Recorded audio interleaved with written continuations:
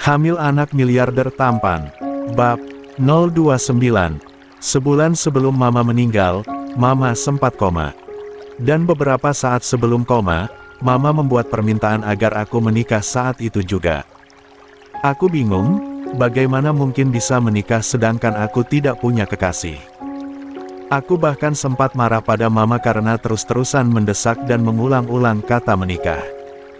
Tiba-tiba saja Dika datang tanpa aku ketahui sehingga aku pun memohon padanya agar mau pura-pura menikahiku.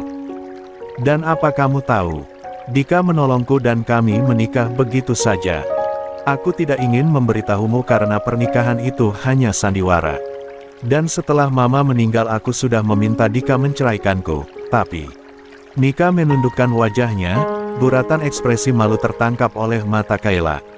Lagi-lagi Kayla menghela napas, ternyata saat itu Mika sedang dirundung masalah dan dia tidak tahu sama sekali.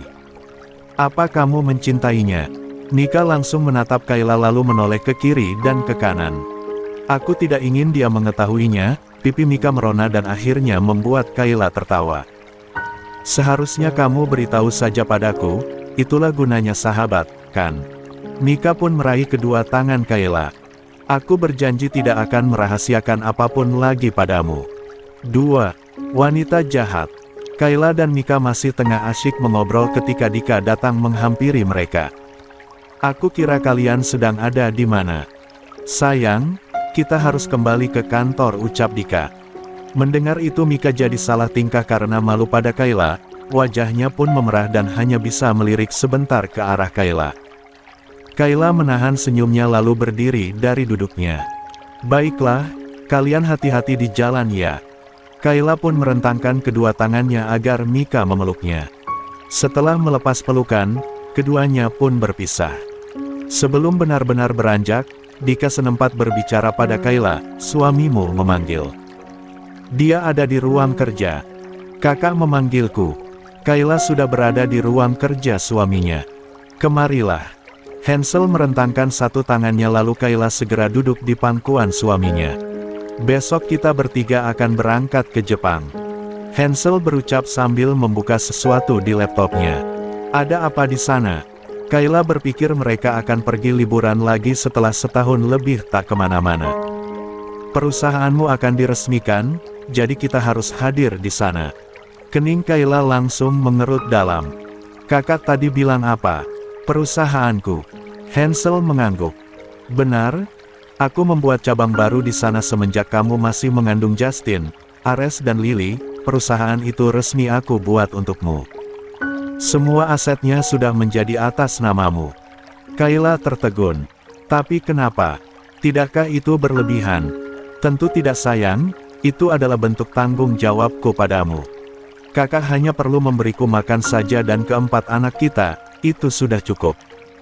Sungguh aku tidak butuh sebuah perusahaan, itu sangat berlebihan bagiku, Kak. Mereka malah jadi berdebat. Hansel menggeleng. L2 akan menjadi pegangan untuk masa depanmu sayang, aku tidak menerima penolakan.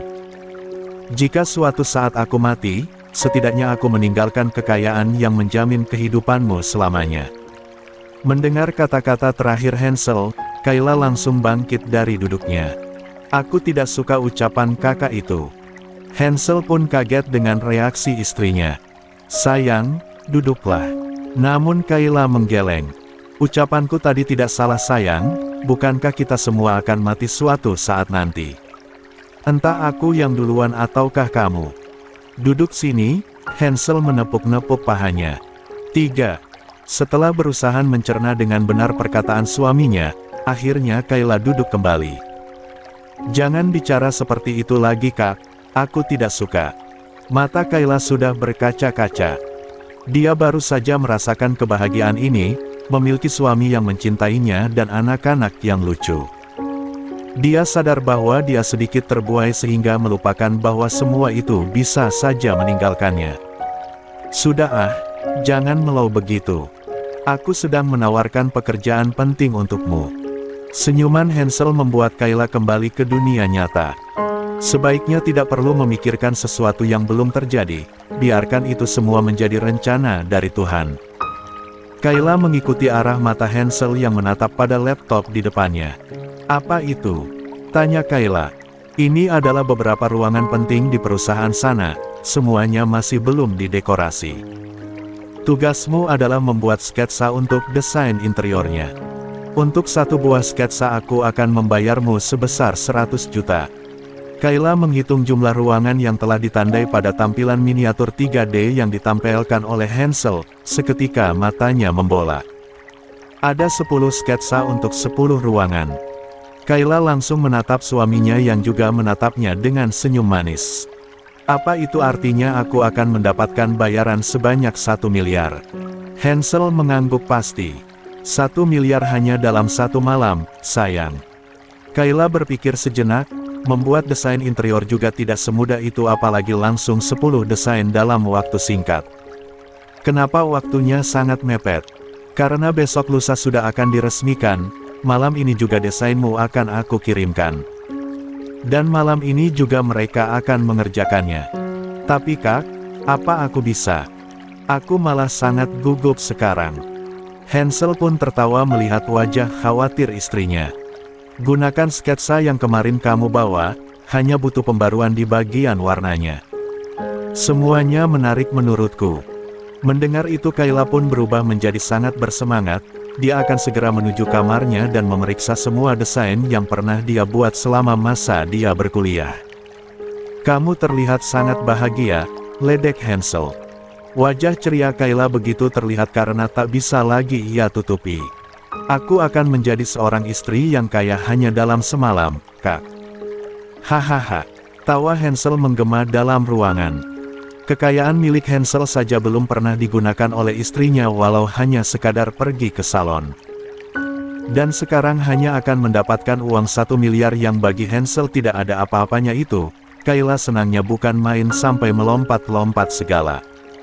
"Berhenti, jangan lompat-lompat." Tawa Hansel langsung surut melihat tingkah istrinya. "Kalau begitu aku akan bekerja dengan giat, aku ke kamar dulu ya sayangku," ucap Kayla lalu menyempatkan. 4. Mengecup kening suaminya sebelum berjalan keluar dengan riang. Mata Hansel membola, dia benar-benar baru kali ini melihat sisi lain dari istrinya yang pemalu dan tidak banyak tingkah itu. "Dasar kecentilan," gumamnya. "Kenapa kamu tidak ikut?" Kayla bertanya pada Mika yang hanya ikut mengantarkan mereka ke bandara. Saat ini adalah waktunya bagi Hansel, Kayla dan juga Dika untuk terbang ke Jepang sesuai dengan jadwal yang telah ditetapkan oleh Hansel. "Tidak bisa Kai, perusahaan di sini tidak bisa ditinggal, aku harus tetap ada di sini."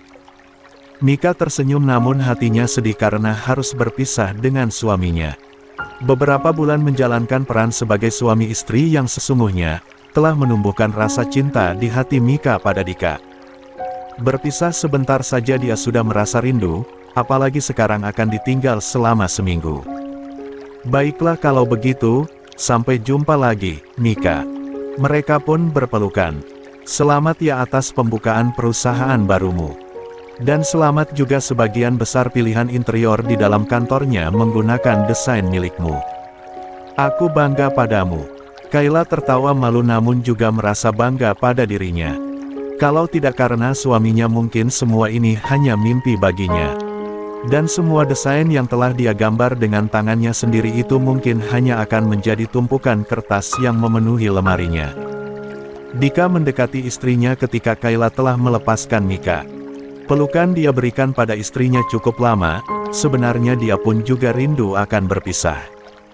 Dika memperbaiki rambut Mika yang sedikit berantakan lalu menangkup kedua pipinya dan membenamkan ciuman panjang di bibir istrinya, kemudian melepas ciuman itu dan menyatukan dahi keduanya.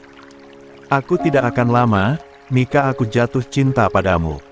Mereka bertiga telah mengudara bersama Gavin dan dua pengasuh yaitu Gina dan Indah. Selain menjadi asisten pribadi Kayla, Indah pun merangkap menjadi pengasuh bocah yang super aktif itu. 4 jam berada di ketinggian akhirnya mereka pun mendarat di Bandara Internasional Tokyo. Tokyo adalah kampung halaman Maxim, sehingga mereka memiliki rumah di Tokyo, dan beberapa tahun masa kecil Hansel juga pernah tinggal di kota ini, sehingga Tokyo tak begitu asing bagi Hansel. Rumah kenangan itulah yang mereka tuju saat ini. Dan selama seminggu ke depan rumah dengan model semi khas Jepang bertingkat 2 itu akan menjadi tempat singgah mereka semua.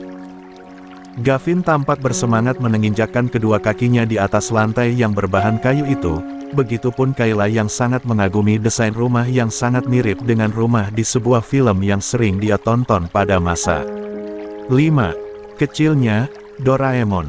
Namun, yang dia lihat saat ini adalah versi nyata. Beberapa pelayan telah siap menyambut mereka, seragam model kimono yang mereka gunakan menarik perhatian Kayla. Arashi adalah kepala pelayan di sana, dia telah menyiapkan makan siang untuk majikannya.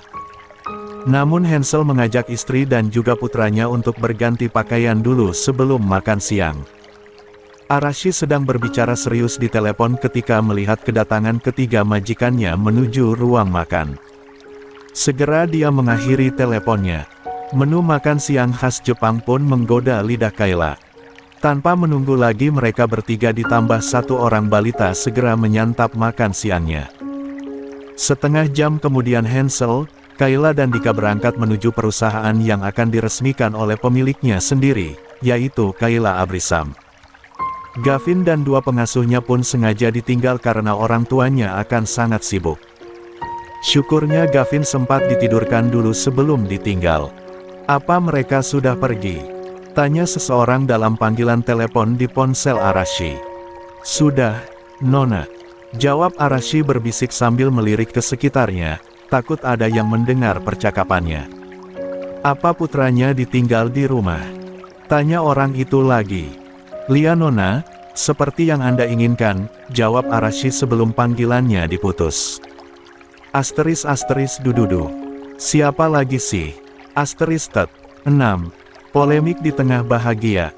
Gedung pencakar langit setinggi 60 lantai bertuliskan PT Gavin Skycorp tampak begitu menjulang tinggi.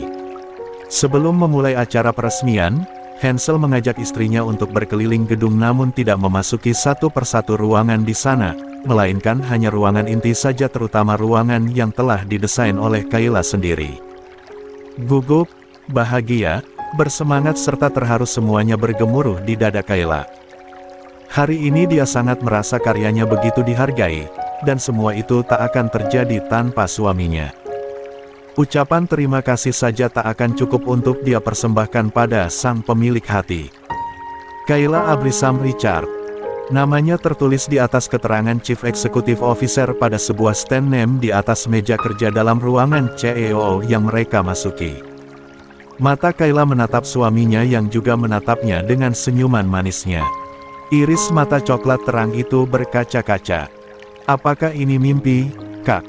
Kepala Hansel menggeleng. "Ini semua untukmu sayang, terima kasih karena telah melahirkan anak-anak untukku dan berjuang sekuat tenagamu." Kayla menubruk tubuh tegap itu. Cinta di hatinya semakin membuncah. Kesulitan hidup selama mengandung hingga melahirkan putra pertamanya yang senantiasa diringi dengan lelehan air mata, detik ini juga sirna sudah. "Ayo kita ke bawah, semua orang sudah menunggu." Termasuk Dika. Dika yang sudah menjabat sebagai seorang presidir itu masih saja harus direpotkan oleh Hansel untuk mengatur acara di sana. Begitu mereka kembali ke lobi kantor, suara tepukan tangan beriringan dengan kilatan cahaya dari jepretan kamera para awak media menyertai langkah pasti sepasang suami dan istri pemilik kerajaan bisnis yang mendunia itu. Serangkaian acara telah mereka lewati, Kayla tidak diizinkan oleh Hansel untuk mengucapkan sepatah kata pun sehingga hanya Hansel yang bersuara, mulai dari membuka acara dan juga menjawab berbagai pertanyaan dari para wartawan. Ada yang bertanya dengan menggunakan bahasa Inggris, ada pula yang bertanya dengan bahasa Jepang. Semua itu tentu saja bisa dijawab oleh seorang Hansel dengan mudah. Akhir kata dari Hansel sebagai penutup acara adalah dengan memperkenalkan istrinya secara terbuka, sebagai seorang CEO dan juga pemilik sah dari PT Gavin Skycorp. Tepuk tangan membahana di ruangan lobi yang sangat luas. Di antara ratusan karyawan yang hadir dan juga puluhan awak media, ada satu orang wanita spesial yang turut menghadiri tanpa mereka sadari. Livia yang telah lama hilang kabarnya kembali muncul di momen penting tersebut. kedua tangannya pun turut memberikan tepukan selamat beriringan dengan seluruh manusia yang menghadiri acara. Senyuman licik terukir di bibir merah tebal nan seksi miliknya, dan sebuah kacamata hitam menyembunyikan tatapan dendamnya. 7. Sebuah earphone berwarna hitam menempel di satu telinganya. "Siapkan semuanya," ucapnya tanpa ragu pada seseorang di sana yang tersambung pada earphone-nya. Kemudian dia melenggang meninggalkan tempat itu untuk menanti hasil yang telah dia rencanakan sematang mungkin dalam waktu yang sangat lama. Hampir 4 jam Hansel menemani Kayla untuk menyelesaikan proses penandatanganan berkas kepemilikan perusahaan tersebut. Hansel tahu istrinya itu pasti sangat lelah dengan seluruh kegiatan hari ini. Melihat sebuah botol minuman beralkohol di sudut ruangan, Hansel pun bangkit dan meraihnya. Gelas kaca yang tersusun rapi di lemari kecil yang menempel pada dinding segera dia ambil satu lalu menuangkan isi dalam botol itu ke dalam gelasnya. Segera isi gelas itu tandas berpindah ke dalam lambungnya. "Dika, biarkan sisa berkasnya diselesaikan di rumah saja, istriku harus beristirahat. Ini sudah sangat lama," Hansel berucap sambil melirik arlojinya. "Ya kamu benar, kalian pulanglah.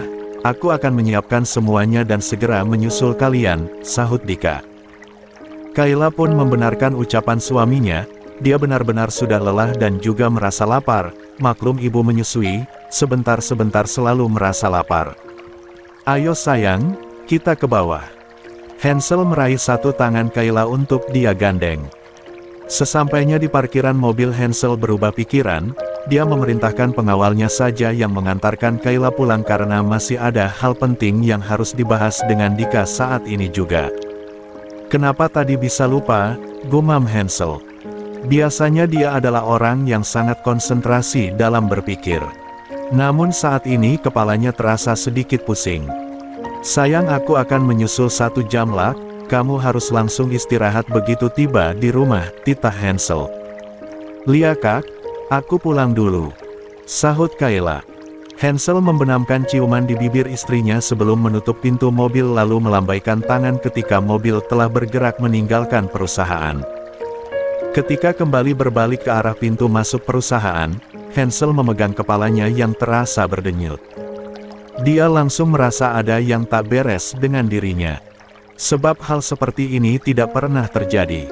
"Ada apa denganku?" ucapnya sambil memijit kedua keningnya, namun sedetik kemudian pandangannya tiba-tiba menjadi gelap lalu tubuhnya ambruk ke lantai.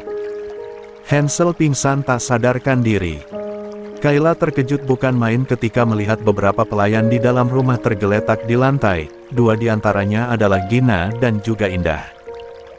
Dia menoleh ke sekeliling namun tak mendapati satu orang pun yang dapat ditanyai olehnya. Ketika melihat ke belakangnya, pengawal yang mengantarkannya pulang tadi pun sudah tak tampak di sana. "Ada apa ini?" tanyanya merasa ada yang tidak beres. Seketika dia teringat pada putranya. Kayla pun berlari menuju kamar yang ditempati oleh Gavin di lantai 2 rumah itu. 8. Namun betapa terkejutnya setelah Kayla memasuki kamar tersebut, Gavin tak tampak berada di atas tempat tidurnya. Dia juga mengelilingi ruangan tersebut namun nihil, Gavin menghilang. "Gavin, kamu ada di mana sayang?" Kayla berteriak panik memanggil putranya. Namun, suara sahutan yang dia harapkan tak juga terdengar. Tak ingin hanya tinggal diam, Kayla segera berlari keluar dari kamar itu untuk kembali ke lantai dasar rumah. Berusaha membangunkan Gina dan Indah bergantian, Kayla pun menyerah karena tak ada tanda-tanda sama sekali kalau mereka akan tersadar. Ponsel menjadi tujuannya saat ini untuk menghubungi suaminya. Suara telepon langsung terhubung namun tak juga diangkat oleh pemiliknya. Lebih dari 3 kali dia ulangi tetap saja tak ada sahutan dari Hansel. Orang kedua yang dia hubungi adalah Dika tetapi nomor ponsel Dika tidak aktif.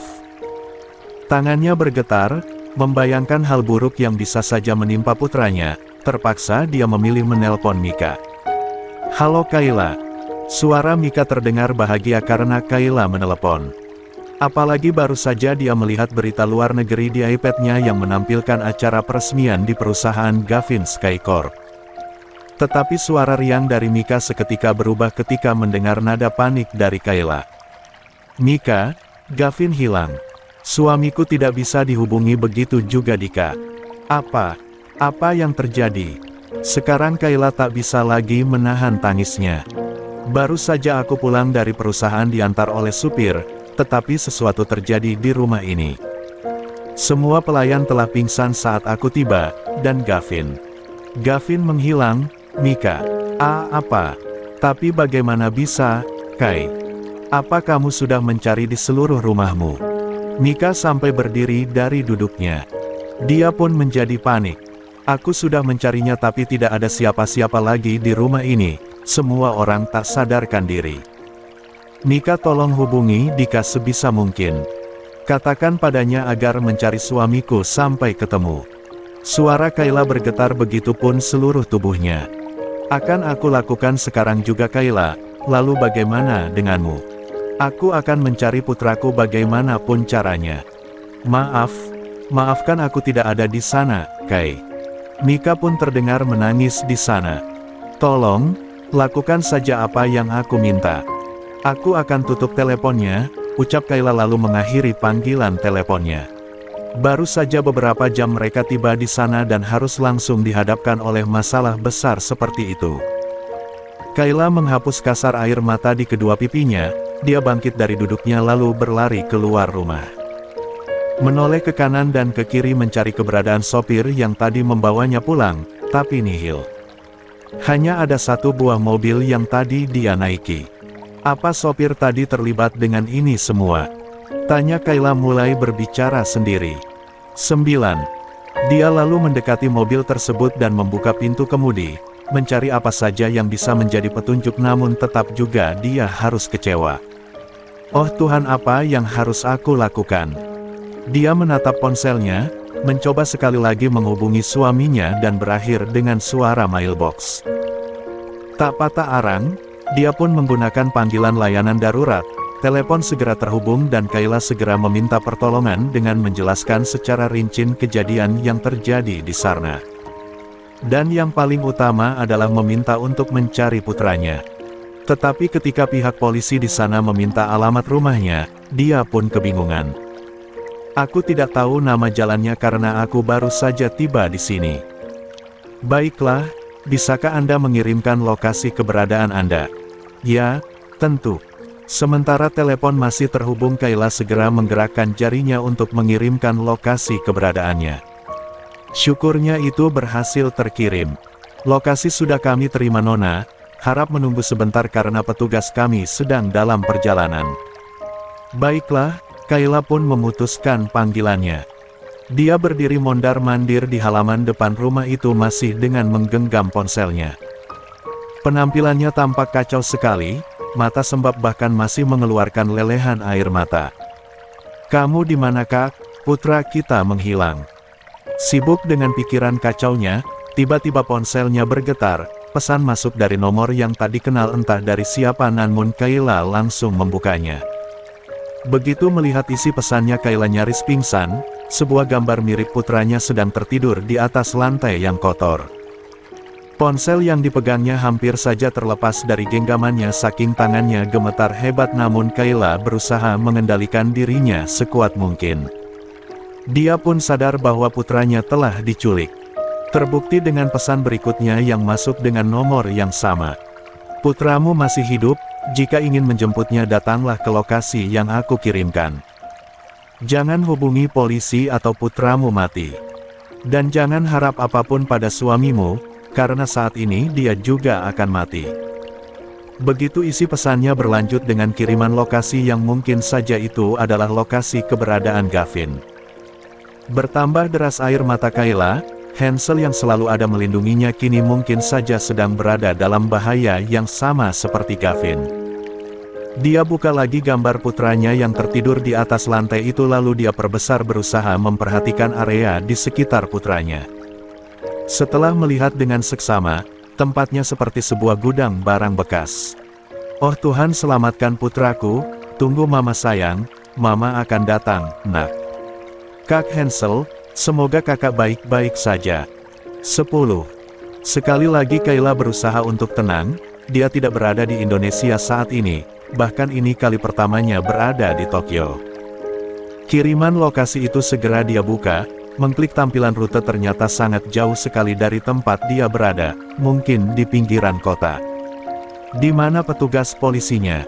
Kayla menengok ke sana kemari namun petugas yang tadi dia hubungi belum juga muncul, bahkan suara sirine pun belum terdengar.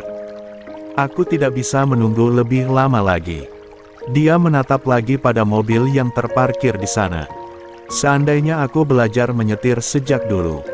Namun Kayla harus berpikir cepat sehingga dia segera berjalan keluar hingga ke jalan raya lalu berusaha menyetop taksi yang lewat. Tak sulit mencari taksi yang lewat karena rumah mereka di sana berada tak jauh dari jalan raya. Setelah masuk ke dalam taksi ternyata si sopir tidak mengerti bahasa Inggris. Kayla berpikir sebaiknya menunjukkan titik lokasi yang tadi ada di dalam aplikasi pesan singkatnya. Sopir pun mengangguk tanda dia mengerti lalu segera melajukan mobilnya. Sambil berdoa di dalam hati dan air mata yang tak mau berhenti mengalir, Kayla masih berusaha menghubungi nomor suaminya walaupun hasilnya sana saja, tak ada jawaban. Tiba-tiba ponselnya berbunyi, nama Mika muncul di sana segera Kayla angkat. Mika. Kayla, aku berhasil menghubungi nomor Dika namun bukan dia yang berbicara tetapi orang lain. Apa yang terjadi pada Dika? Dika diracuni, Kai. Dia ditemukan tergeletak di dalam salah satu ruangan di perusahaanmu. Sekarang dia sudah berada di rumah sakit. Namun masih belum bisa bicara. Kayla semakin terkejut. Bagaimana dengan suamiku? Aku belum tahu keberadaan Tuan Hansel. Tadi aku sempat menanyakannya pada orang yang berbicara di teleponku tapi dia juga tidak melihat keberadaan suamimu di sana. Kayla menutup matanya seiring air mata yang menetes. Ya Tuhan, siapa orang yang telah melakukan ini semua pada kami? 11. Hansel bangun. Selama hampir 1 jam tak sadarkan diri, akhirnya Hansel membuka matanya. Kesadarannya masih belum pulih semuanya, namun ia segera mendudukkan tubuhnya. Selama hidupnya, Hansel tak pernah merasakan kejadian seperti ini, pandangannya pun masih berputar. Di mana aku? Ujar Hansel, saat menyadari ada beberapa orang pengawalnya berada di sana walaupun dia tidak perlu menatap wajah mereka satu persatu. Anda berada di rumah sakit, Tuan. Jawab salah satu pengawal bernama Aman. Hansel memijit keningnya sesaat, lalu menatap Arman. Apa yang terjadi? Anda ambruk lalu tak sadarkan diri ketika masih berada di lobi perusahaan. Hansel memutar ingatannya. Terakhir kali ingatannya menuju pada istrinya yang diantar pulang oleh sopir yang sudah lama bekerja sebagai sopir rumahan mereka di Tokyo. Pasti ada yang tidak beres, Hansel menduga. Kenapa aku bisa begini? Ada sebuah minuman yang berada di ruangan CEO yang telah Anda minum, Tuan.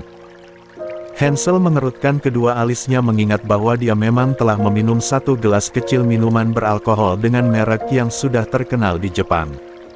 Bukankah aku sudah sering meminumnya? Arman diam sejenak sebelum menjawab, maaf Tuan, kami sudah memeriksanya.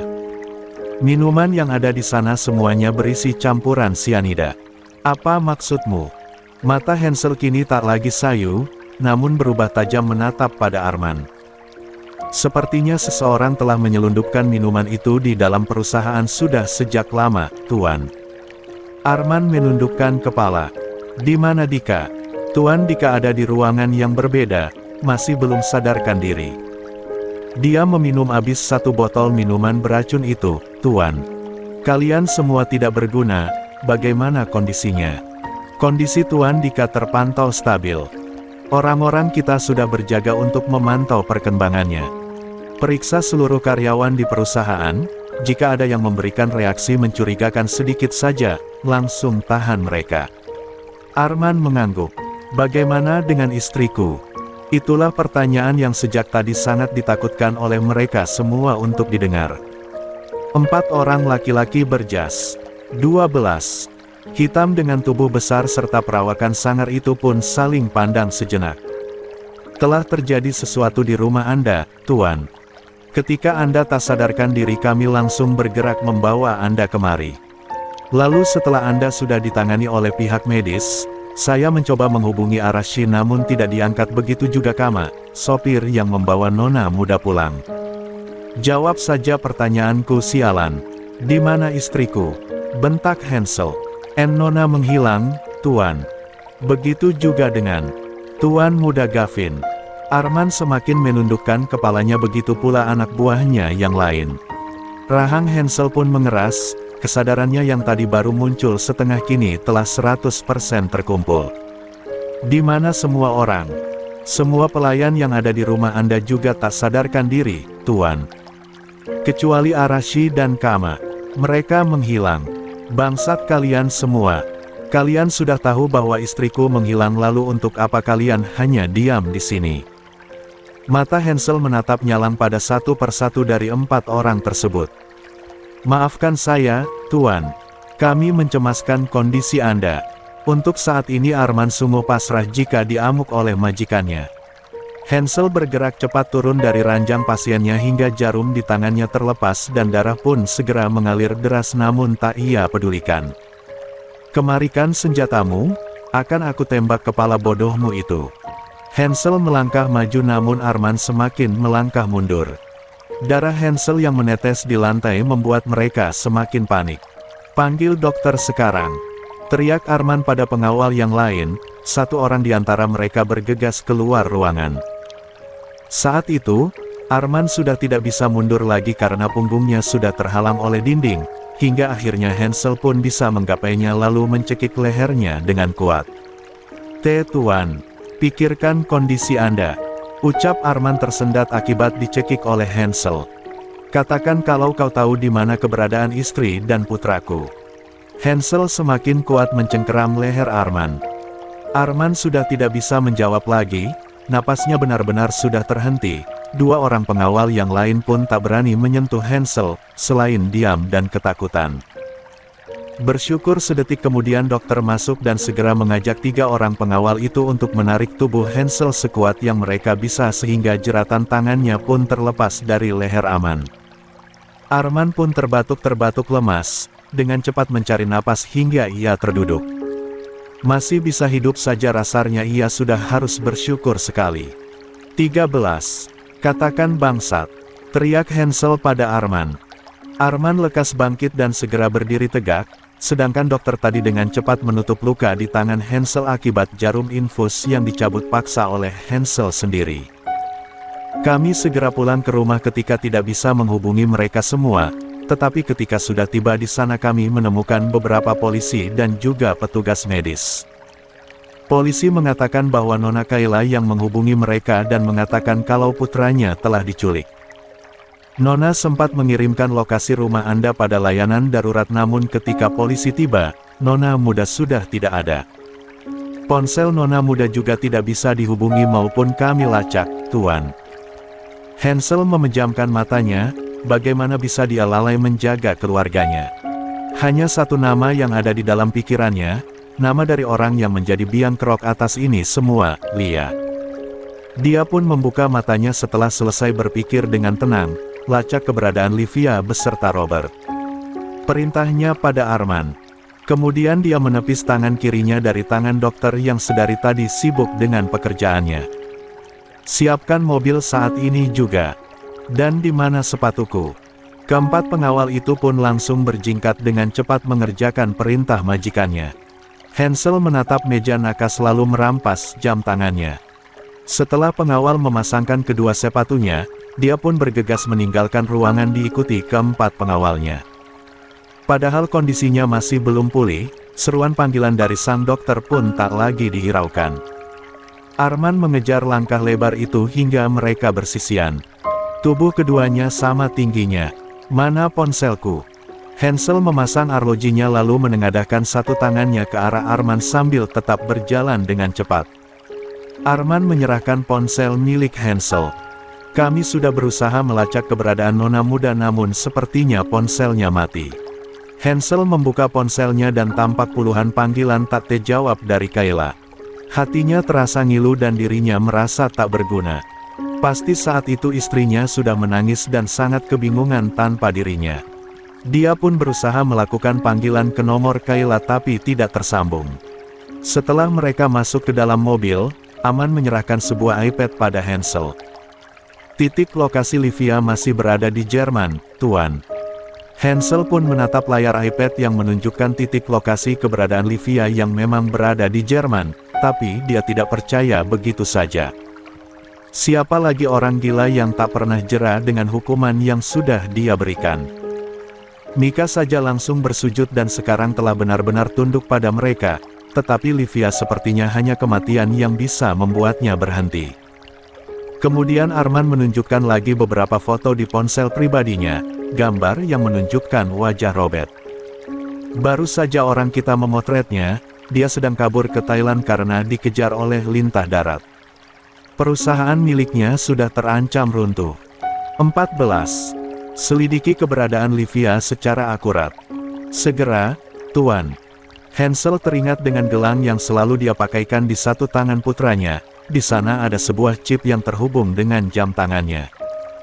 Segera Hansel mengaktifkan lokasi pada jam tangan pintarnya dan benar saja, satu titik warna merah muncul menandakan kalau chip di gelang tangan Gavin memang sedang aktif.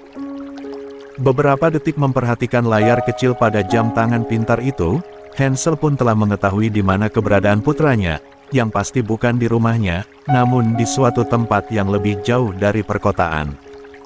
"Apa kita akan ke rumah Anda, Tuan?" tanya Aman. Hansel menatap lurus ke depan. "Tidak, aku akan menjemput istri dan putraku."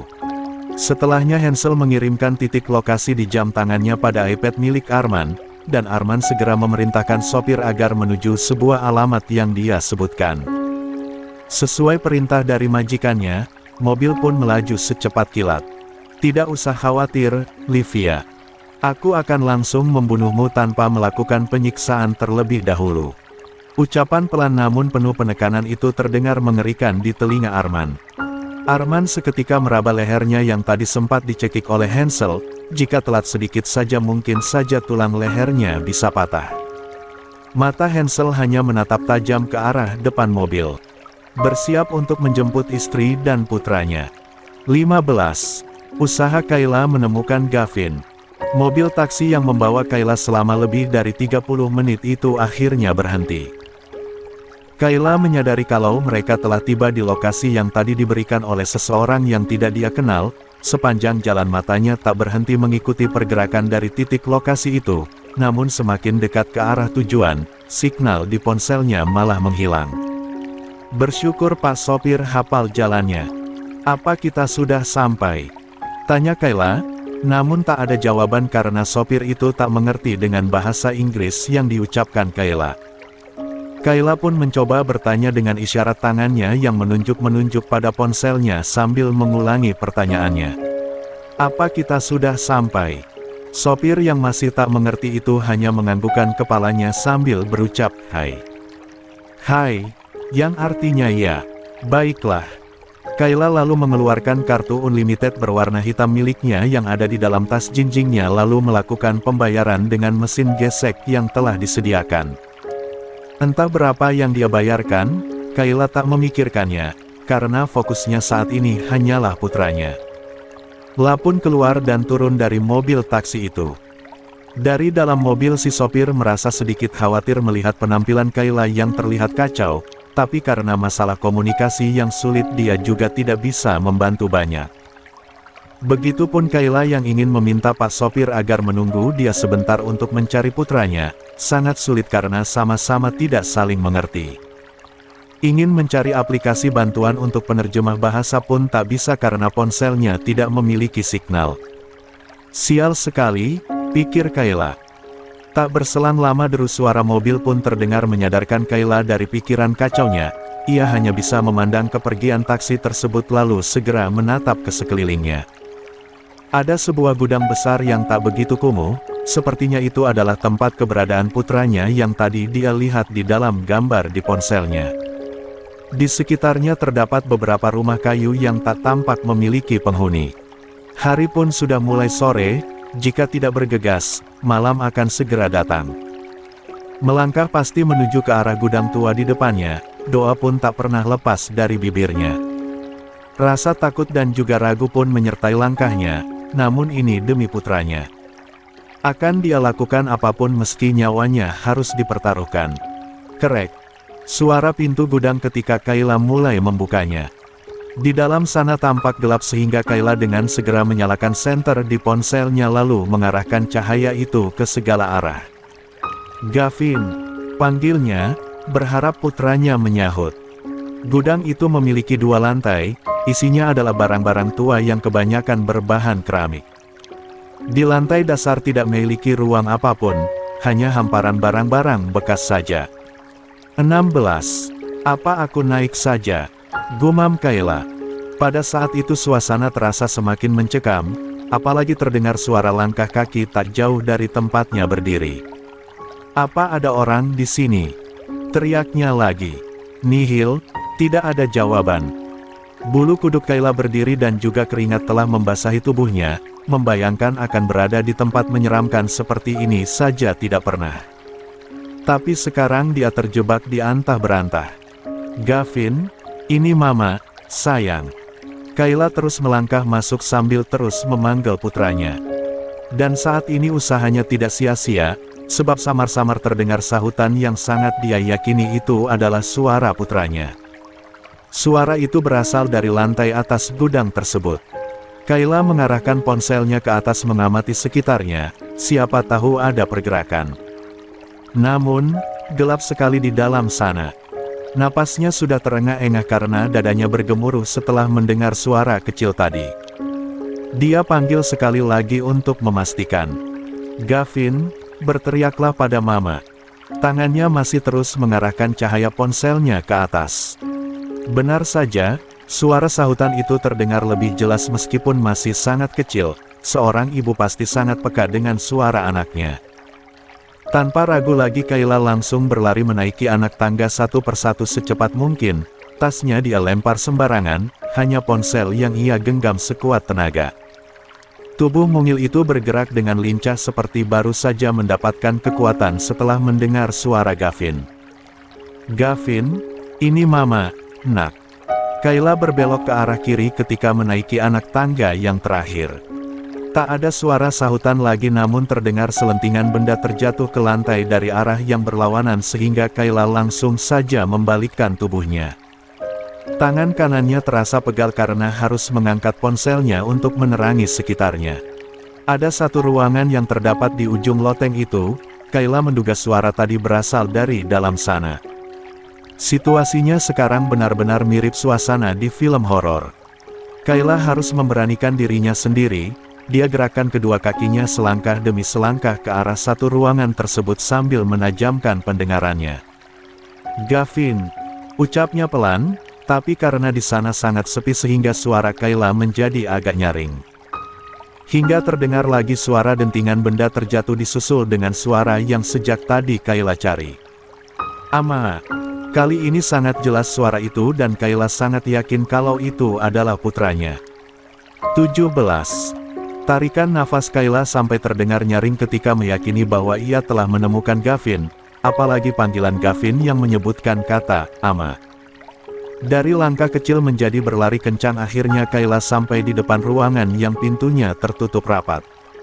Tanpa pikir panjang dia membukanya perlahan. Ruangan itu tak begitu gelap, ada lampu kecil berwarna orange menempel di sudut dinding ruangan itu. Cahaya ponsel Kayla langsung saja membuat ruangan lebih terlihat jelas.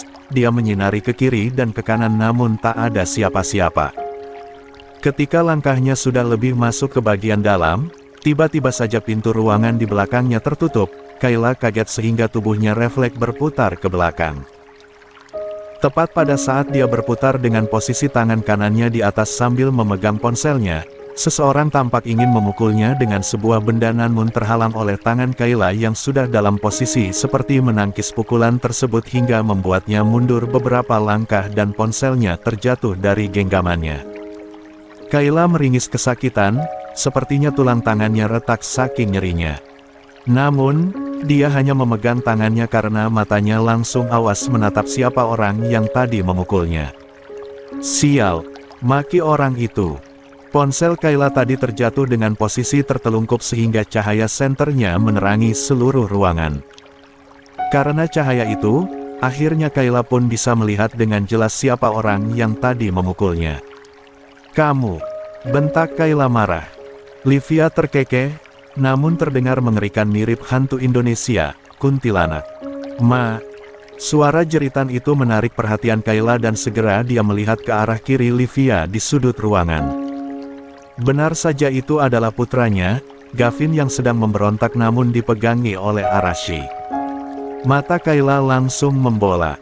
"Lepaskan putraku." Ketika Kayla bergerak cepat mendekati putranya, tangannya lebih dulu ditarik oleh Livia sehingga tubuhnya tersentak ke samping. "Pegangi dia," ucap Livia. Kayla menoleh ke samping kirinya, muncul sosok laki-laki mendekat dan Kayla mengenali dia yang adalah Kama, sopir yang tadi siang mengantarkannya pulang ke rumah. Kama langsung memegangi erat satu tangan Kayla. Pada saat itu kedua mata Kayla menatap bergantian antara Kama dan Arashi. "Kalian bekerja sama dengan perempuan licik ini.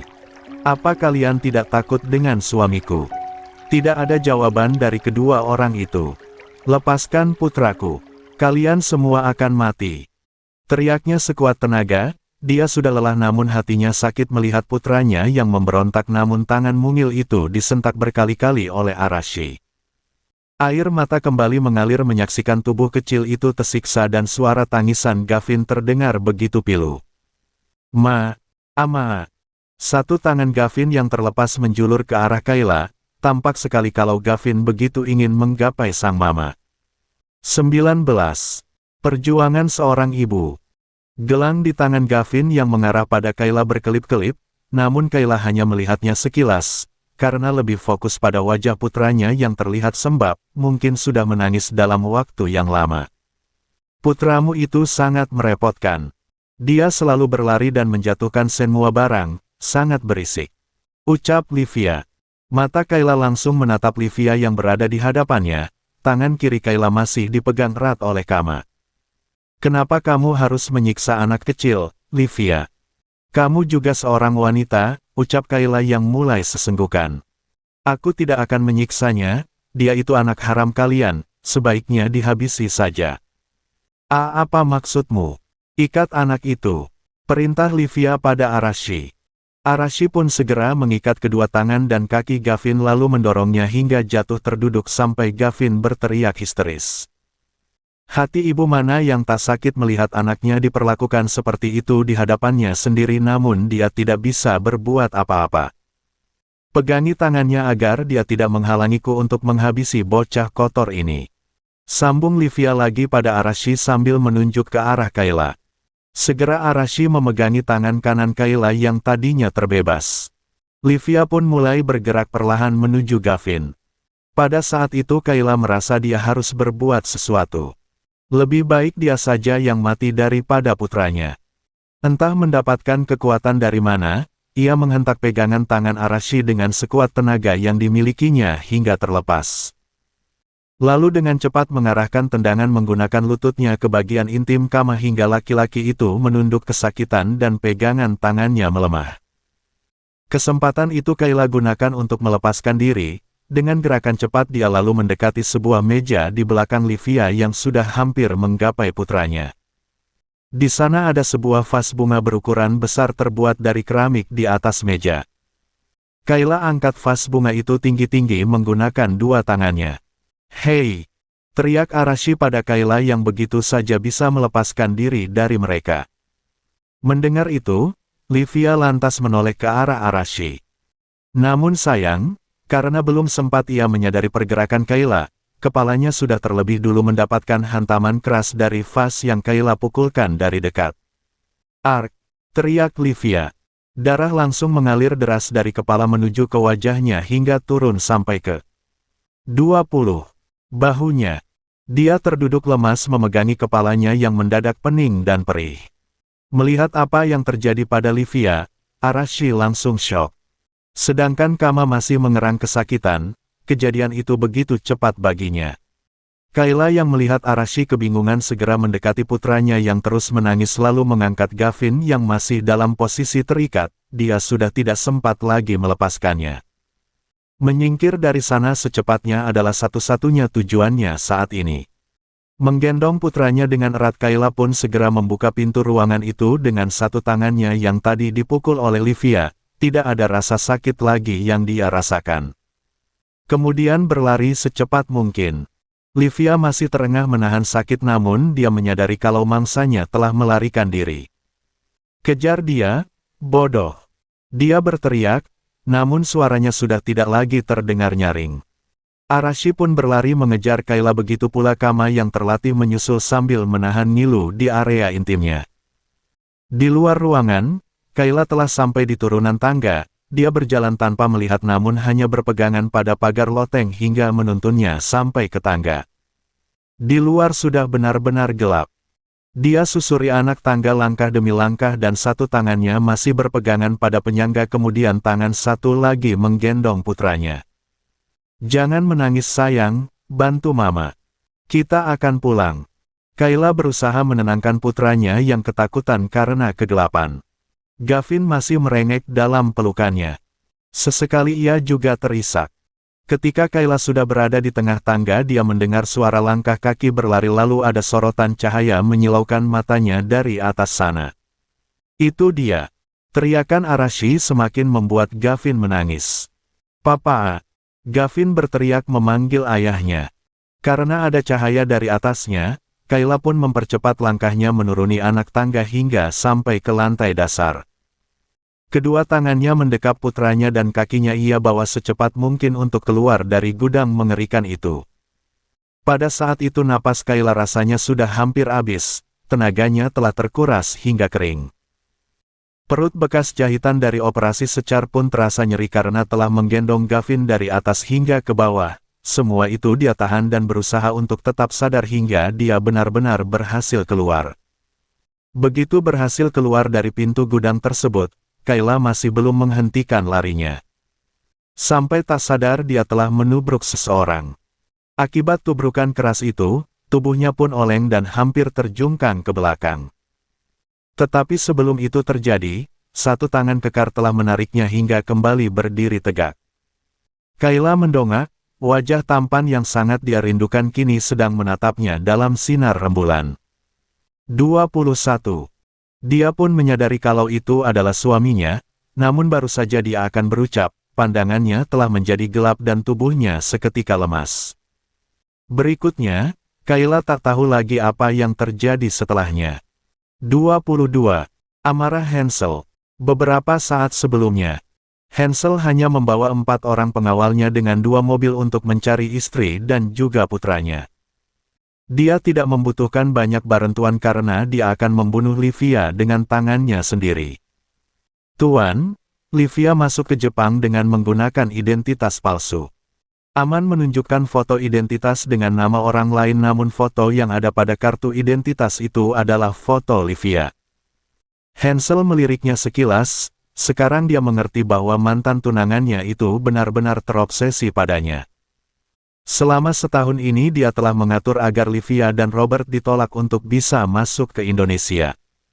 Tapi ternyata Livia merancangkan semua ini ketika mereka sedang berada di Jepang. Tidak seperti taksi yang tadi membawa Kayla yang membutuhkan waktu lama untuk sampai, supir khususnya Hansel hanya membutuhkan waktu 20 menit untuk tiba di titik lokasi yang terhubung pada jam tangan pintar milik Hansel. 2 mobil hitam itu berhenti tak jauh dari tempat Kayla turun dari taksinya tadi. Hari sudah gelap sekitar jam 7 malam ketika Hansel menginjakkan kakinya di depan gudang tua tersebut. Sekali lagi dia melihat pada jam tangan pintarnya untuk memastikan keberadaan putranya dan dia sudah yakin bahwa gudang di hadapannya inilah lokasi yang dia tuju. "Kalian berpencar masuk ke dalam 3 rumah itu. Aku akan masuk sendiri ke dalam gudang itu," perintah Hansel pada Arman. "Saya akan ikut Anda, Tuan." Mereka bertiga akan berpencar. Arman segera memposisikan pistolnya dengan posisi siaga di belakang Hansel. Hansel pun mulai melangkah 3 meter dari jarak pintu gudang yang terbuka setengah. dari luar dia melihat kilatan cahaya yang ada di bagian loteng. Dia pun semakin mempercepat langkahnya. "Hati-hati, Tuan," ucap Arman yang siap di belakang Hansel. Ketiga pengawal tadi telah berpencar mengikuti perintah Hansel untuk mencari Kayla dan Gavin. "Papa!" Pada saat itu terdengar suara teriakan dari dalam dan Hansel yakin itu adalah suara putranya. Kaki panjang itu langsung berlari ke arah pintu gudang, namun baru sekitar 1 meter mendekati pintu itu, dia yang masih berlari lantas bertubrukan dengan seseorang yang juga berlari dari arah berlawanan. Pencahayaan sangat kurang jelas sehingga Hansel tak begitu melihat siapa orang itu, namun tangannya refleks menangkap tubuh di depannya yang nyaris terjungkang ke belakang akibat membentur tubuhnya, padahal tubuh Hansel tak bereaksi. "Apapun, Tuan, apa Anda baik-baik saja?" Suara Arman terdengar di belakang Hansel. Hansel langsung menatap orang yang ada di pegangannya dan dapat dengan jelas melihat bahwa ternyata itu adalah istrinya dan juga Gavin yang masih berada di dalam gendongan Kayla. 23. Parahnya, kedua tangan Gavin dan juga kakinya dalam keadaan terikat. Tiba-tiba saja Kayla ambruk namun Hansel berhasil menangkap tubuh keduanya. Hansel belum sempat memberikan reaksi apapun pada kejadian itu ketika dengan cepat dia melihat ke arah cahaya senter dari seseorang yang sepertinya sedang mengejar Kayla. Arashi yang berlari cepat mengejar Kayla dari belakang tak menyadari ada bahaya besar di luar gudang. Ketika dia sudah dengan cepat keluar melewati pintu gudang dengan tujuan masih mengejar Kayla, tiba-tiba saja seseorang menghentikannya. Hansel yang melihat seseorang berlari hampir menubruk mereka, tak butuh berpikir lagi. Hanya dengan satu tangannya, ia gerakan untuk meraup kepala orang yang akhirnya dia kenali sebagai Arashi. Arashi berteriak kaget dan juga kesakitan karena rambutnya dijambak dengan kuat. "RGGH, sakit. Lepaskan." Namun suaranya mendadak bisu ketika dia mengarahkan senternya tepat di wajah bengis Hansel. Tatapan tajam Hansel menghujam manik mata Arashi, dan tanpa aba-aba lagi, Hansel menarik kepala itu kuat-kuat dan membenturkannya ke dinding gudang hingga menimbulkan suara hantaman yang mengerikan. Arashi tak sempat berteriak, sebab telah ambruk dan tak bergerak lagi. Sedangkan Kama yang telah lebih dulu menyadari keberadaan orang lain di depan sana segera bersembunyi secepatnya. Dia tidak bisa keluar dari sana karena pintu gudang hanya ada satu. Hansel yang emosi baru sadar kalau ada dua orang yang sedang berada dalam pelukannya, setelah ia mendengar suara Gavin. "Papa!" Hansel pun langsung mengangkat tubuh keduanya sekaligus dan membawa mereka ke dalam mobilnya. Setelah membaringkan istrinya di belakang dan melepas ikatan di kedua tangan dan kaki putranya, Hansel kembali menggendong Gavin agar putranya bisa berhenti menangis. "Bakar gudang itu, mereka pasti masih ada di dalam sana," perintah Hansel. "Apa Anda tidak ingin menangkap mereka dulu dan mengetahui apa motifnya?" tanya Aman. Hansel menatap wajah putranya yang sudah berhenti menangis. Gavin juga sedang menatapnya dalam cahaya yang temaram. "Aku tidak butuh motif, aku hanya ingin mereka semua mati saat ini juga." Suara Hansel benar-benar terdengar mencekam. "Tidak, tunggu, Tuan." Suara Arashi mengagetkan keduanya sehingga Hansel dan Arman menoleh ke arah Arashi. Arman langsung mengarahkan pistolnya di wajah pelayan itu. Ternyata Arashi telah sadar setelah pingsan sekejap akibat dibenturkan oleh Hansel tadi. "Jangan Tuan, saya mohon. Saya dan Kama terpaksa melakukan ini karena Nona Livia berjanji akan membayar pengobatan putri kami yang sedang menderita leukemia di rumah sakit." Arman yang mendengar itu langsung membentaknya, "Apa kamu sudah gila Arashi? Berani berbuat seperti ini ketimbang meminta bantuan pada Tuan Muda." 24. Arashi menangis lalu duduk bersimpuh. "Aku sudah melakukannya. Aku sudah memohon tapi Tuan Besar Maxim tak mau lagi membiayai rumah sakit." Hansel tak menyangka dengan apa yang didengarnya, sebenarnya apa yang sudah terjadi. Efek dari racun yang dia minum tadi masih sedikit mempengaruhinya, kepalanya kembali berdenyut nyeri.